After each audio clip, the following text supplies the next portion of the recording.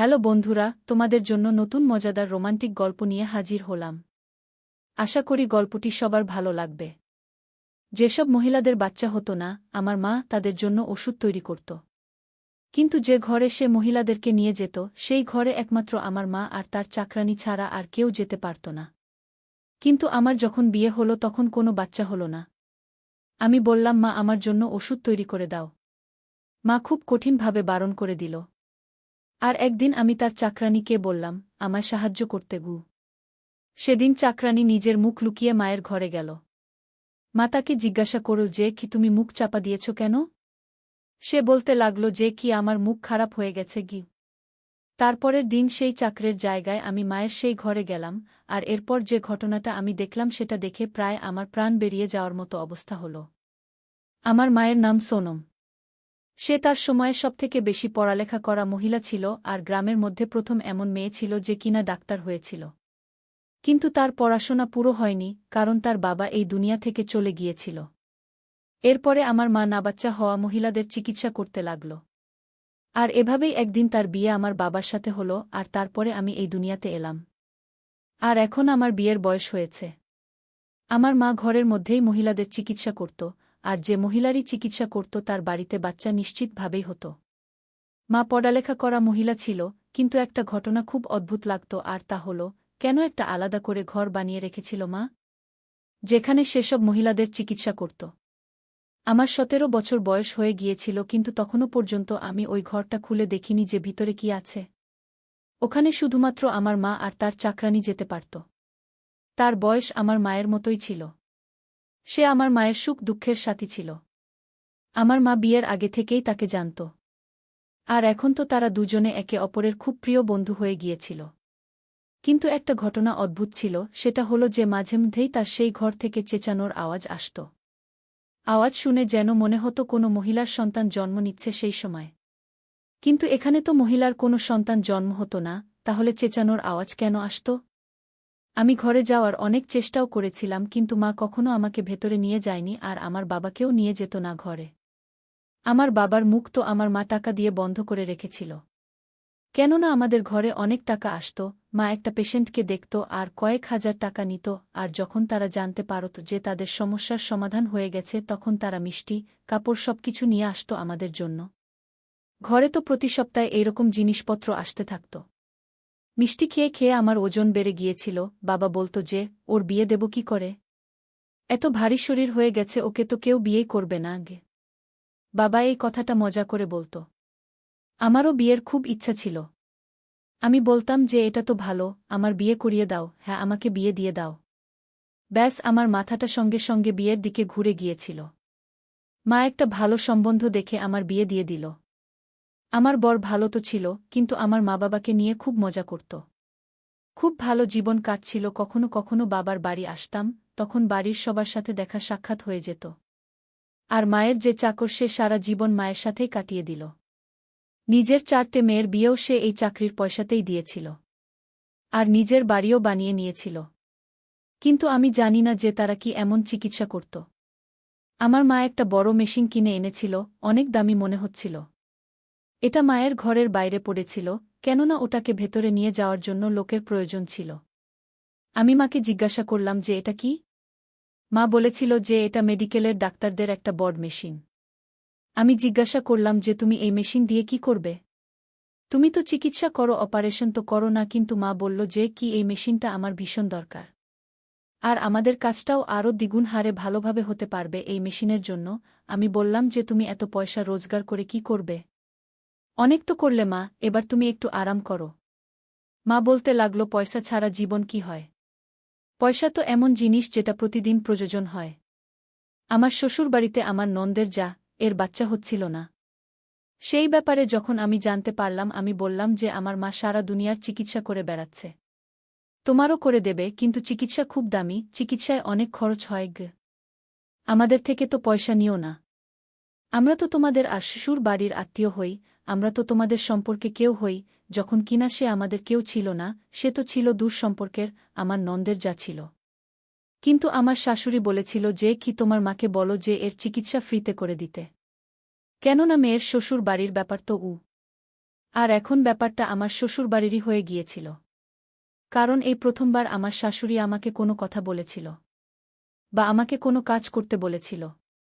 আমি যখন মাকে বললাম তখন মা বলল যে তুমি কি পাগল হয়ে গেছো, জানো কত পয়সা লাগে এই চিকিৎসার?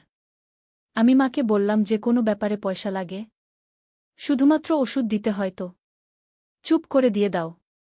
এটা তো আমার মান ইজ্জতের প্রশ্ন। এখানে মা অদ্ভুত একটা কথা বলল। মা আমাকে বলল কি এভাবেও কিন্তু তোমার ইজ্জত খারাপ হতে পারে গু। আমি বললাম তার মানে? কেন খারাপ হবে মান ইজ্জত? মা বলল যদি তার চিকিৎসা করি আর তার যদি কোনো লাভ না হয় তখন?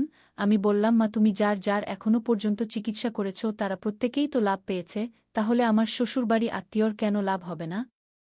আমি অনেক কষ্ট করে মাকে রাজি করালাম। আমার বাবাও বলল যে মেয়ের শ্বশুর বাড়ির ব্যাপার। আমার মা আমাকে বকল আর এটাও বলল আর কখনো আমার সাথে এই ব্যাপারে কথা বলতে যেও না। যদি তুমি নিজের পেশেন্ট নিয়ে আমার কাছে চিকিৎসার জন্য আসতে থাকো তো আমি একদম চিকিৎসা করব না আমি বললে আমার মা বকল। বাবা যখন বলল মা রাজি হয়ে গেল চিকিৎসা করতে। আমি বাবাকে বললাম মা তো আমার কোনো পরোয়াই করে না। বাবা বলল যে রাত দিন লোকের চিকিৎসা করে করে পাগল হয়ে গেছে, সব সময় ওই ঘরেই ঢুকে থাকে। আমি জিজ্ঞাসা করলাম যে তুমি কি কখনো ওই ঘরে গেছ? বাবা তখন বলতে লাগল যখন ওই ঘরটা তৈরি হচ্ছিল তখন আমি গিয়েছিলাম, তারপর থেকে আর যাইনি, কিছুই নেই ওই ঘরে। শুধুমাত্র এই ডাক্তারের জিনিসপত্রই আছে ওখানে, একটা টেবিল আছে আর 2-4টা আলমারি আছে গিউ। কিন্তু যদি ঘটনাটা এটাই হয় তাহলে মা সেখানে কাউকে যেতে দেয় না কেন? আমার নন্দের জায়ের চিকিৎসা হয়ে গেল। আমি তাকে জিজ্ঞাসা করেছিলাম তোমাকে কোথায় বসিয়েছিল? আমাকে বলল যে ঘরের ডাইনিং রুমে বসিয়েছিল গু। আমি বললাম যে তোমাকে ঘরে নিয়ে যায়নি। সে বলল যে না আমাকে তো কোনো ঘরে নিয়ে যায়নি, 2-4টে টেস্ট করালো আর তারপর চিকিৎসা শুরু করল। ওষুধ লিখে দিয়ে দিল। বলল যে যদি কপালে থাকে তাহলে বাচ্চা হবে, না হলে এর কোনো চিকিৎসা নেই গি। আমি অবাক হয়ে গেলাম। আমার মা সারা দুনিয়ার চিকিৎসা করছে আর এটা হতেই পারে না। আমার মা পুরো দুনিয়াকে বলে বেরিয়েছে যে এই চিকিৎসায় এটা হতেই পারে না যে বাচ্চা হবে না। তবেই তো লোকেরা আসে লাখ লাখ টাকা খরচা করে। এখন যখন মা পয়সা পাচ্ছে না, তার মানে এই যে পয়সা পায়নি বলে মন থেকে তার চিকিৎসা করেনি। আমার মা তো খুব লোভী হয়ে গেছে। তারপর আমি ভাবলাম যে দেখা যাক, হতে পারে যে বাচ্চা হয়ে যাবে। হতেই পারে। আমার মা নন্দের জায়ের চিকিৎসা করল, কিন্তু তার কোনো লাভই হল না। সে বলল এমনিই নিজের মায়ের সবসময় প্রশংসা করতে। আমি তো কোনো লাভ পেলাম না। কিন্তু তোমার মা খুব ভালো মানুষ। উনি বলেছেন যে যখন ভগবান চাইবে তখনই বাচ্চা হবে। আজকাল তো এরকমই অবস্থা, 1 মাস যদি বাচ্চা না হয়েছে তো নানারকম কথা বলা শুরু করে দেয় লোকেরা। আমিও চিন্তায় পড়ে গেলাম, কেননা বিয়ে হয়েছে আমারও 7 মাস হয়ে গেছে। আর আমার সেই শ্বশুরবাড়ির আত্মীয় আমাকে বল যে তোমার মা তো তোমার চিকিৎসা করতে পারে বা তুমি তার থেকে পরামর্শ নিতে পারো। উনি বললেন যে দেরি করো না, তোমার আবার আমার মতো অবস্থা না হয়। কেননা তারপর কিন্তু আর এ বাড়ির লোকেরা তোমাকে আর ক্ষমা করবে না। আমি তো এই বাড়িরই সদস্য, তারপরেও আমার পেছনে কত কথা তারা বলত। আর তুমি তো পরের বাড়ির মেয়ে, তাহলে তোমাকে নিয়ে না জানি তোমার শাশুড়ি কি বলবে, কি করবে। আমি এরপর খুব বেশি চিন্তায় পড়ে গেলাম। কেননা এখনও তো এত দেরি হয়নি এমন কিছু। এখন থেকেই আমার শাশুড়ি বেশ কিছু কথা বলতে লাগল। সে বলতে লাগল এতক্ষণে তো এই বাড়িতে খুশির খবর চলে আসার কথা, ভগবানই ভালো করুক। নন্দের যা তো 4 বছর ধরে চিকিৎসা করালো কিন্তু কিছুই হল না। আমার তো মাত্র 7 মাস হয়েছে, দেখা যাক না কি হয়। আমি এদের সবার কথায় আর আচরণে ব্যবহারে ভীষণ চিন্তায় পড়ে গেলাম। আমি আমার বর আর শাশুড়িকে না বলেই ডাক্তারের কাছে চলে গেলাম আর চেকআপ করালাম। উনি পরীক্ষা করার জন্য বলল আর বলল যে 2 দিনে তুমি রেজাল্ট জেনে যাবে গু। আমি বললাম যে টেস্টের রিপোর্ট নিতে আমি আসতে পারব না, আপনি এক কাজ করবেন, আমাকে ফোনে রিপোর্ট পাঠিয়ে দেবেন। উনি বললেন ঠিক আছে, আমার নাম্বার নিয়ে নাও। ডাক্তারটা ভীষণ ভালো ছিল, বুঝে গিয়েছিল যে আমি বারবার লুকিয়ে লুকিয়ে বেরোতে পারব না। এই 2 দিন আমি যে কিভাবে কাটিয়েছি শুধুমাত্র আমিই জানি। 2 দিন পরে ডাক্তারের ফোন আসলো আর উনি আমাকে রিপোর্ট বললেন। উনি বললেন আপনার সমস্যা আছে আর আপনি কখনো মা হতে পারবেন না। আমার আপনাকে এটাই বলার যে আপনি কোনো ছোটখাট চিকিৎসা করিয়ে কোনো ওষুধপত্র খেয়ে নিজের শরীর বা নিজের জীবন নষ্ট করবেন না। তার বদলে আপনি টেস্ট টিউব বেবির মাধ্যমে বাচ্চা জন্ম দিতে পারেন। আর টেস্ট টিউব বেবির চিকিৎসা এতটা সহজ না, তাতে অনেক পয়সা লাগে। কিন্তু ডাক্তারের বলার ছিল যে কি প্রথম প্রথম তুমি এখন যুবতী আর এখন তোমার বিয়ের প্রথম দিক, এখন তো সবে শুরু, তোমার বর রাজি হয়ে যাবে। পরে তোমার বর এটাই ভাববে যে লাখ টাকা খরচ করে এমন চিকিৎসা করিয়ে যেখানে 40% মাত্র ঠিক হয় আর যার কোনো গ্যারান্টিও নেই সেটা করিয়ে কি হবে। এজন্য ছেলেরা লাখ টাকা খরচ করে দ্বিতীয়বার বিয়ে করে নেয় আর প্রত্যেক বছর তারা বাচ্চা জন্ম দেয়। আমি ভীষণ চিন্তায় পড়ে গেলাম, আমি সারারাত কেঁদেছিলাম। বর জিজ্ঞাসা করলে বলে দিলাম যে কিছু হয়নি। আমি ভীষণ দুঃখ পেয়েছিলাম, কেননা আমি কখনো ভাবিনি যে আমার সাথে এরকম হবে। তারপর একদিন আমার গ্রামের একটা মেয়ে আমার কাছে আসলো। সে বলল যে কি তোমার মায়ের কাছ থেকে চিকিৎসা করিয়েছিলাম, আজ আমার কাছে দুটো জোড়া বাচ্চা। আর আমি আজকে ভীষণ খুশি। আর সে আমাকে ধন্যবাদ জানালো। সে আমার মায়ের প্রশংসা করতে লাগল আর বলতে লাগল ভগবান ওনার হাতে জাদু দিয়ে পাঠিয়েছেন, যার চিকিৎসাই করেন সেই ঠিক হয়ে যায়। আমি ওই মহিলার কথায় ভীষণ খুশি হলাম আর যেন মনে মনে শান্তি পেলাম। সে আমাকে বলল কি 10 বছর পর্যন্ত আমার কোনো বাচ্চা হয়নি। তোমার মায়ের কাছে চিকিৎসা করালাম, যখন তখন বাচ্চা হয়ে গেল। তোমার মা, তুমি তো সব কিছুই জানবে গি। যখন সে আমাকে এই কথাগুলো বলল তখন আমি অবাক হয়ে গেলাম। আমি জিজ্ঞাসা করলাম যে সব কিছু মানেটা কি। সে বলল যে কি এটাই যে চিকিৎসা কিভাবে হয়। আমি বললাম যে তুমি জানো কিন্তু আমি তো জানি না। সে বলল ছাড়ো কথাটা, বাদ দাও। আমার মা 1 মাস পর্যন্ত সবার চিকিৎসা করত। আমি ঠিক করেছিলাম যে আমি আমার বরকে এসব বলবো না, না আমার শাশুড়িকে বলবো। কারণ এমনিতেই এরা আমাকে খুব একটা পছন্দ করে না। আমি নিজের মাকেই সবকিছু বলব, তার থেকেই চিকিৎসা করাবো। এরপরে আমার আর কারোকে বলার কোনো দরকার পড়বে না। আমি মায়ের কাছে চলে গেলাম। মা সকাল সকাল ভীষণ ব্যস্ত ছিল, ওই ঘরেই বসেছিল, বাইরে আসেনি। আর আমার ঘরে যাওয়ার অনুমতি ছিল না। বাবা বাড়ি ছিল না। 4 ঘণ্টা মা আমাকে অপেক্ষা করালো। আমি ভীষণ রেগে গেলাম। এরপর আমিও তাকে বললাম সমস্যা আছে আমার কিছু। মা জিজ্ঞাসা করলে কি সমস্যা। পয়সার দরকার। আমি বললাম পয়সার দরকার নেই। আর এরপর তাকে বললাম যে আমাকে ডাক্তার কি বলেছে, আর এরপর তাকে রিপোর্ট দেখালাম। ডাক্তার যেটা আমাকে ফোন করে এটাই বলছে। এবার কি করা যায়, এটা তো বড় সমস্যা। আমি বললাম কেন, তোমার জন্য তো এটা কোনো সমস্যা হওয়ার কথা নয়, তুমি আমার চিকিৎসা করো। মা বলল যে কি এই ধরনের কথা যদি বলেছ তাহলে আমার থেকে খারাপ কেউ হবে না। আমি তোমার চিকিৎসা করব না একদম। মা, এটা তো ব্যাপারটা সেরকমই হয়ে গেল যে তুমি সমস্ত পরিবারকে খাবার দিচ্ছ, আর আমি প্লেট দেখে যখন খাবার খাওয়ার জন্য বললাম তখন আমাকে বলছো যে খাবার খেলে পাপ হয়। আমাকে আমার মা এত বাজে ভাবে বকা দিল যেন মনে হলো যে সে মরে গেলেও আমার চিকিৎসা করবে না। আমি জিজ্ঞাসা করলাম কেন করবে না চিকিৎসা। বাবা এসে গিয়েছিল ওখানে। আমি কান্নাকাটি করছিলাম। বাবাও দেখে নিল যে এতদিন পর মেয়ে ঘরে এসেছে। তার উপরে আবার কান্নাকাটি করছে, সে চিন্তায়। বাবা আমাকে সব সময় অনেক ভালোবাসত। সে আমাকে বলল যে কি কেন কাঁদছ তুমি। তখন মা বলল যে কি বিনা কারণে ও কিছু চাইছে। মা এই কথাটা বাবাকে বলল না যে আমি কখনো মা হতে পারব না, আর আমি আমার চিকিৎসার জন্য বললাম। কিন্তু মা আমার চিকিৎসা করতে চাইছে না। এক তো ভুল করেছে মা, তার উপরে আবার মিথ্যে কথাও বলছে। বাবা বলল যে কি কেন চিন্তা করছো, আমি তো আছি, আর যেটা তোমার দরকার আমি তোমাকে এনে দেব, আমি তোমার জন্য চা বানিয়ে দিচ্ছি। বাবা সেখান থেকে চলে গেল। মা বলল যে কি যেটাই হচ্ছে সেটা ভগবানের উপর ছেড়ে দাও, আর খবরদার যদি এখানে চিকিৎসার কথা আবার তুমি বলেছ, আমি তোমার চিকিৎসা কখনো করব না। আর এই কথাটা নিজের মাথার মধ্যে ঢুকিয়ে নাও। আমি আমার বাড়িতে চলে এলাম আর ভাবলাম যে আমাকে মা কেন এরকম বলল। প্রথমত আমাকে তো মা ঘরে যেতে দিত না। যখন আমি আমার বন্ধুকে তার কাছে পাঠিয়েছিলাম তখন মা তাকে ওই ঘরে নিয়ে যায়নি। আর তার চিকিৎসাও করেনি। তখনও আমার মায়ের কিছুই যায় আসেনি। আর আজকে যখন আমি বিপদে পড়েছি তখন আমারও চিকিৎসা করতে চাইছে না। কোনো একটা গণ্ডগোল তো আছেই। আমার মা মিথ্যে কথা বলত। মানুষের চিকিৎসা সে করত না, আর যদি সে মিথ্যে কথাই বলত তাহলে তার কাছে এত লোক কেন পয়সা খরচ করে চিকিৎসা করাতে আসত। কেন আমার বা আমার বন্ধুর চিকিৎসা করতে চাইছে না, যখন কিনা সমস্ত দুনিয়ার সে চিকিৎসা করছে। এবার আমার শেষ আশা আমার মায়ের চাকরানি ছিল। সেও আমাকে যাবার সময় দেখে নিয়েছিল। পরের দিন আমাকে ফোন করল, জিজ্ঞাসা করল তোমার কি সমস্যা হয়েছিল, তুমি কেন কাঁদছিলে। সেও আমাকে মায়ের মতো করেই লালন পালন করেছিল ছোট থেকে। আমার খেয়াল রাখত। মা তো সারাদিন নিজের কাজে ব্যস্ত থাকত। আমি তাকে সবকিছু বলে দিলাম। আমি তার ঘরে গেলাম, আমি বললাম আমাকে সাহায্য করো। সে বলল যে কি আমি তোমাকে সাহায্য করব না, কারণ এই কাজটা আমার ভুল মনে হয় গে। আমি বললাম যে তার মানে? সে বলল যে কি তার মানে আমি তোমাকে বলবো না। তারপরের দিন সে মায়ের কাছে মুখ বন্ধ করে চলে গেল। সে মা জিজ্ঞাসা করল, তুমি মুখ বেঁধে এসেছ কেন? তখন সে মিথ্যা কথা বলল যে তার মুখ জ্বলে গেছে, এজন্য সে মুখ চাপা দিয়ে এসেছে। অদ্ভুত একটা দাগ হয়ে গেছে আর মুখে ওষুধও লাগিয়েছে। মা কাজে ব্যস্ত হয়ে গিয়েছিল। এরপর সে আর দ্বিতীয়বার এক কথা জিজ্ঞাসা করেনি।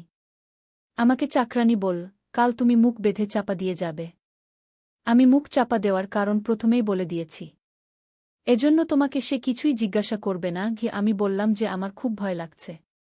কিন্তু সে আমাকে সব কিছু বলল কি তোমাকে এই করতে হবে আর তোমাকে গিয়ে দাঁড়িয়ে থাকতে হবে। কোনো প্রশ্ন জিজ্ঞাসা করলে মাথা নাড়িয়ে জবাব দিয়ে দিও। কাল এমনিতেও সেরকম কাজ কিছু নেই। একটাই রোগী আছে, তারই অ্যাপয়েন্টমেন্ট আছে। তো তুমি নিজেই সব জানতে পেরে যাবে সোনা। তুমি সব কিছু প্রশ্নের উত্তর পেয়ে যাবে। আর তোমার মা যখন সবকিছু জানতে পেরে যাবে, তাকে বলে দিও যে আমি চিরজীবনের জন্য এই কাজ ছেড়ে চলে যাচ্ছি। আর আমার এই কাজ করার কোনো প্রয়োজন নেই। এই কাজে অনেক পয়সা রোজগার করা যায়, কিন্তু অনেক সমস্যাও হয় কি আমি মুখ বেঁধে চাপা দিয়ে পরের দিন চলে গেলাম। মা কোনো কথা জিজ্ঞাসা করল না। ঘরটাকে ভেতর থেকে দেখলাম পুরো অপারেশন থিয়েটারের মতো পরিবেশ ছিল। বড় বড় মেশিন পড়েছিল। যখন কিনা বাবা বলেছিল যে একটা বিছানা আর কয়েকটা আলমারি আছে, ওখানে একটা মহিলা আসলো। সে বলল যে তার আমার সাথে দরকার আছে।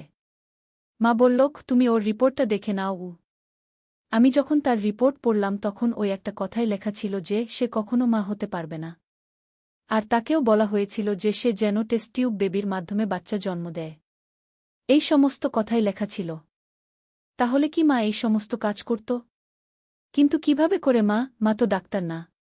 মা সেই মহিলাকে জিজ্ঞাসা করল, তুমি কি নিজের ইচ্ছায় সমস্ত করতে চাও? সে বলল, আমি আর ঘরে কারোর টিটকারি শুনতে পারব না, কারোর অপমান শুনতে পারব না। আমি জানি যে এই বাচ্চাটা আমার বরের নয়, অন্য কোনো লোকের। কারণ আমি যখন মা হয়ে যাব, যখন বাচ্চা হয়ে যাবে, সবাই এটাই ভাববে যে এটা আমার বরের বাচ্চা। আমি যে বাজা, এটা শুনে শুনে আমি পাগল হয়ে গেছি। আমি নিজের মুখে হাত চাপা দিলাম ভয়ে। এর মানে মা টেস্ট টিউব বেবির কাজ করে। তার মানে এই চিকিৎসা চলত এতদিন ধরে, ওই বাচ্চাগুলো তাদের বরের নয়, অন্য কোনো লোকের। এজন্যই মা এত বড় বড় দামি দামি মেশিন আনিয়েছিল। আর অবাক হওয়ার মতো ব্যাপার হলো, মহিলারা নিজেরা নিজেরা এই কাজের জন্য রাজিও হয়ে যেত। এই গ্রামটা একটা ছোট গ্রাম। এখানকার গ্রামের লোকেদের মধ্যে এত বুদ্ধি কোথায়? এজন্যই তারা রাজি হয়ে যায়। অথবা বাজা এই কথাটা শোনার ভয়ে, বা যে মহিলারা বাজা, এর জন্য তাদের উপর যে অত্যাচার করা হয়, যে কথা শোনানো হয়, তাই তারা এই কাজ করতে রাজি হয়ে যায়। তখন সেই মহিলা চলে গেল। আমি নিজের মুখ খুললাম আর আমার মা চমকে উঠল আর বিরক্ত হয়ে গেল, রেগে গেল। এই জন্যই আমার মা আমার চিকিৎসা করতে চাইছিল না। কেননা সে চাইত না যে আমি আমার বরের ছাড়া অন্য কারোর বাচ্চাকে জন্ম দিই, যাকে আমি জানি না পর্যন্ত। মা যেটা করছিল সেটা ভুল ছিল। আমি তাকে অনেক কথা শোনালাম। আমি বললাম, তুমি অনেক ভুল করছ। তুমি মানুষকে ঠকাচ্ছ। তারা সারা জীবন ঠকেই থাকছে। মা বলল, আমি যেটা করছি এটাকে ভুল ভেব না। কেননা এরা বাচ্চা। আর এই বাচ্চাগুলোর এই দুনিয়ায় আসার অধিকার আছে। আমি যদি ভুল কাজ দিয়ে কোনো মহিলার জীবনে খুশি আনছি, লোকেরা তাকে বাজা বলা বন্ধ করে দিচ্ছে, এর থেকে ভালো কথা আর কি হতে পারে? সাধারণ মানুষ আজও টেস্ট টিউব বেবির বিরুদ্ধে, কেননা তারা ভাবে যে এটা পরের পরের বাচ্চা। হ্যাঁ, এটা পরের। কিন্তু আমি মহিলাদের বলে দিই সবটা, আমার কাছে আর কোনো রাস্তা থাকে না। আমি বলে দেই যে আমি তার পেটে যে বাচ্চার জন্ম দিতে চলেছি সেটা তার বরের নয়, বরং অন্য কারোর বাচ্চা, অন্য কারোর ছোট্ট প্রাণ। আমি মহিলাদের বলে দিই যে আমার কাছে আর কোনো রাস্তা নেই, তারা এই দুনিয়ায় আসতে চায়, আর এই কাজগুলো আমি মহিলাদের থেকে লুকিয়ে করি না। এরা আমার সাথে যোগাযোগ করে, সেজন্যই তো তারা এত টাকা দিয়ে যায়। আর আমি এই সমস্ত তোমার সাথে করতে পারব না। আমি নিজের মাকে বললাম, আমি জানি না তুমি ঠিক করছো না ভুল করছো, কিন্তু তোমার চাকরানী আমাকে দিয়ে তোমার কাছে এই কথাটা বলে পাঠিয়েছে যে তোমার সাথে আর এই কাজ করবে না। সে চিরজীবনের জন্য এই কাজ থেকে ছেড়ে সে চলে গেছে। আমি জানি না আমার মা ঠিক করছিল না ভুল করছিল, শুধুমাত্র আমি সেখান থেকে ফিরে এসেছিলাম শ্বশুরবাড়ি। আমার অদ্ভুত লাগছিল। সাধারণ মানুষের সামনেই মা নিজের প্রাণের ঝুঁকি নিয়ে এই কাজ করছিল, আর কাল যদি কেউ জানতে পারত তাহলে সে এত রেগে যেত যে সে প্রতিশোধ নিতই। আর তারপর কি করত মা? কিন্তু মা 1 বছর পর সেই কাজটা ছেড়ে দিয়েছিল। মনে হয় তার চাকরানি চলে যাওয়ার পর একা একা সে সেই কাজ করতে পারছিল না, সেজন্য সেই ব্যাপারটাকে ছেড়ে দিয়েছিল। যে কাজ সে ছেড়ে দিয়েছিল, আমি এই কথাটা কাউকে বলিনি, এমনকি বাবাকেও না। আমি আমার বরকে বলে দিয়েছিলাম যে আমি কখনো মা হতে পারব না। সেটা শুনে সে চুপ করে গিয়েছিল। সে বলল, ঠিক আছে, যা হবে দেখা যাবে। এরপর 4 বছর হয়ে গিয়েছিল, আমার এখানে এখনো বাচ্চা হয়নি। কিন্তু আমি ভগবানের কাছে, ঈশ্বরের কাছে প্রার্থনা করি। কারণ ঈশ্বরের কাছে প্রার্থনা করলে তা কখনো ফেরত আসে না, ঈশ্বর করলে ফিরিয়ে দেয় না। একদিন না একদিন তিনি আমার কথা নিশ্চয়ই শুনবেন। উনার আশীর্বাদে আমি একদিন ঠিক মা হব। এটি ছিল আজকের গল্প। আশা করি সবার ভালো লেগেছে। তো সবাই চ্যানেলটিকে একটি সাবস্ক্রাইব করে দিয়েন। ধন্যবাদ।